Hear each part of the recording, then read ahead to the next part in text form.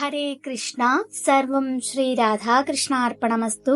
അധ്യായം 2 ഗീതാ വിഷയ സംഗ്രഹം. ശ്ലോകം 20. ന ജായതേ മ്രിയതേ വാ കദാചിന്നായം ഭൂത്വാ ഭവിതാ വാ ന ഭൂയഃ അജോ നിത്യശാശ്വതോയം പുരാണോ ന ഹന്യതേ ഹന്യമാനേ ശരീരേ. വിവർത്തനം: ആത്മാവിന് ഒരിക്കലും ജനന മരണങ്ങളില്ല. അത് ഉണ്ടായിട്ടില്ല, ഉണ്ടാകുന്നില്ല, ഭാവിയിൽ ഉണ്ടാവുകയുമില്ല.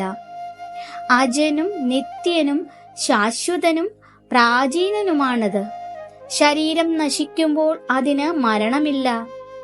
ഭാവാർത്ഥം: പരമപുരുഷന്റെ സൂക്ഷ്മാണുപ്രായങ്ങളായ ആത്മാക്കൾ ഗുണങ്ങളിൽ പരമാത്മാവിനെ പോലെയാണ്. ശരീരത്തിനെന്ന പോലെ അതിന് മാറ്റങ്ങൾ സംഭവിക്കുന്നില്ല. ആത്മാവ് കൂടസ്ഥൻ അഥവാ സ്ഥിരൻ എന്ന പേരിൽ അറിയപ്പെടുന്നു. 6 വിധം മാറ്റങ്ങൾക്കധീനമാണ് ശരീരം. അത് അമ്മയുടെ ഉദരത്തിൽ ജന്മമെടുക്കുന്നു. കുറച്ചു ദിവസങ്ങൾ അവിടെ കഴിച്ചുകൂട്ടിയ ശേഷം ഭൂമിയിൽ ജനിക്കുന്നു, വളരുന്നു, ചിലതെല്ലാം ചെയ്യുന്നു, ക്ഷയിക്കുന്നു, കാലയവനികൾക്കുള്ളിൽ മറയുന്നു. ആത്മാവാകട്ടെ ഇത്തരം മാറ്റങ്ങൾക്ക് വിധേയനല്ല. ജനിക്കുന്നതുമില്ല. ആത്മാവ് ഒരു ശരീരം കൈക്കൊള്ളുന്നതുകൊണ്ട് ആ ശരീരമാണ് പിറക്കുന്നത്. ഇവിടെ ജനിക്കുന്നതും മരിക്കുന്നതും ആത്മാവല്ല. ജനനമുള്ളതെന്തിനും മരണമുണ്ട്. ആത്മാവിന് ജനനമില്ലാത്തതിനാൽ ഭൂതം, ഭാവി, വർത്തമാനം എന്നീ കാലഭേദങ്ങളുമില്ല. ശാശ്വതനും ആദിമനുമാണ് ആത്മാവ്. അതിന്റെ ഉത്പത്തി എന്താണെന്ന് ചരിത്രത്തിനറിഞ്ഞുകൂടാ. ദേഹാവബോധത്താൽ ആത്മാവിന്റെ ജനനാദികളെക്കുറിച്ച് നാം അന്വേഷിക്കുന്നു. ശരീരത്തിനെ എന്ന പോലെ ആത്മാവിനെ ഒരിക്കലും വാർദ്ധക്യം ബാധിക്കാറില്ല. അതുകൊണ്ട് കിഴവനെന്ന് കരുതപ്പെടുന്ന ആൾക്ക് തനിക്ക് ബാല്യത്തിലും യൗവനത്തിലുമുണ്ടായിരുന്ന അതേ ആവേശം ഇന്നും ഉണ്ടെന്ന് തോന്നുന്നു. ശരീരത്തിനുണ്ടാകുന്ന മാറ്റങ്ങൾ ആത്മാവിനെ ബാധിക്കില്ല. ഏതെങ്കിലും ഭൗതിക വസ്തുവിനെ പോലെയോ ഒരു പടുമരത്തെ പോലെയോ ആത്മാവ് ക്ഷയിക്കുന്നില്ല. ആത്മാവിന് ഉപോൽപ്പന്നങ്ങളുമില്ല. ശരീരത്തിന്റെ ഉപോൽപ്പന്നങ്ങളായ സന്താനങ്ങളും വെവ്വേറെ ആത്മാക്കളത്രേ. ശാരീരിക ബന്ധം കൊണ്ട് അവർ ഒരു പ്രത്യേക വ്യക്തിയുടെ മക്കളെന്നറിയപ്പെടുന്നു. ആത്മാവിന്റെ സാന്നിധ്യം കൊണ്ടാണ് ശരീരം വളരുന്നതെങ്കിലും ആത്മാവിന് ഉപോൽപ്പന്നങ്ങളില്ല, മാറ്റവും ഇല്ല.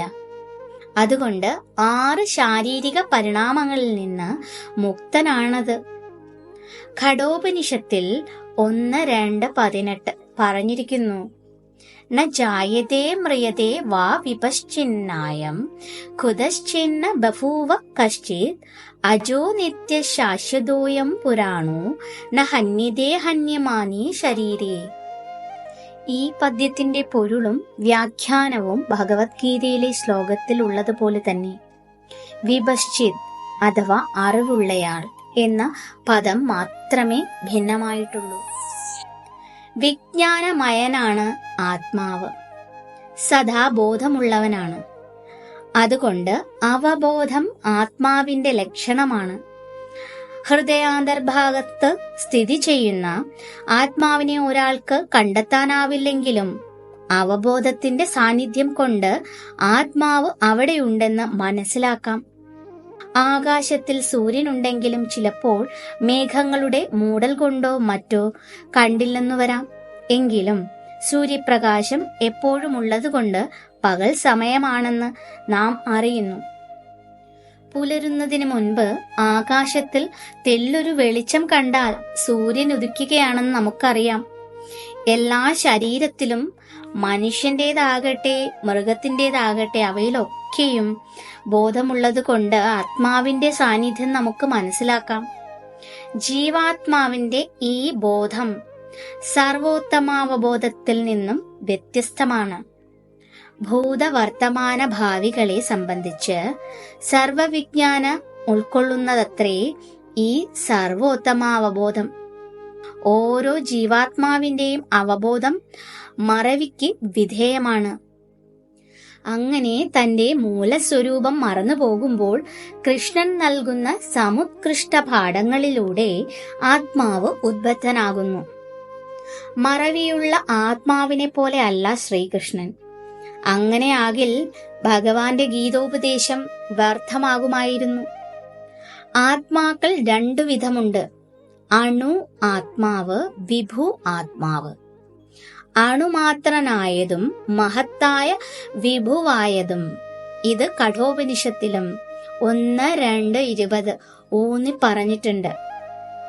അണോരണീയാൻ മഹതോ മഹീയാനാത്മാസ്യ ജന്തോർനിഹീതോ ഗുഹായാം തമക്രതു പശ്യതി വീതശോകോ ധാതു പ്രസാദാൻ മഹിമാനമാത്മനഃ. പരമാത്മാവും അണുമാത്രനായ ജീവാത്മാവും ശരീരമാകുന്ന ഒരേ വൃക്ഷത്തിൽ ജീവസത്തയുടെ ഹൃദയാന്തർഭാഗത്ത് കുടികൊള്ളുന്നു. ഭൗതികങ്ങളായ എല്ലാ ആഗ്രഹങ്ങളും ശോകങ്ങളും അകറ്റിക്കഴിഞ്ഞ വ്യക്തിക്ക് മാത്രമേ ഭഗവാന്റെ കാരുണ്യത്താൽ ആത്മാവിന്റെ മഹത്വം മനസ്സിലാക്കാൻ കഴിയൂ. തുടർന്നുള്ള അധ്യായങ്ങളിൽ വിവരിക്കുന്നത് പോലെ പരമാത്മാവിന്റെയും പ്രഭവസ്ഥാനമാണ് കൃഷ്ണൻ.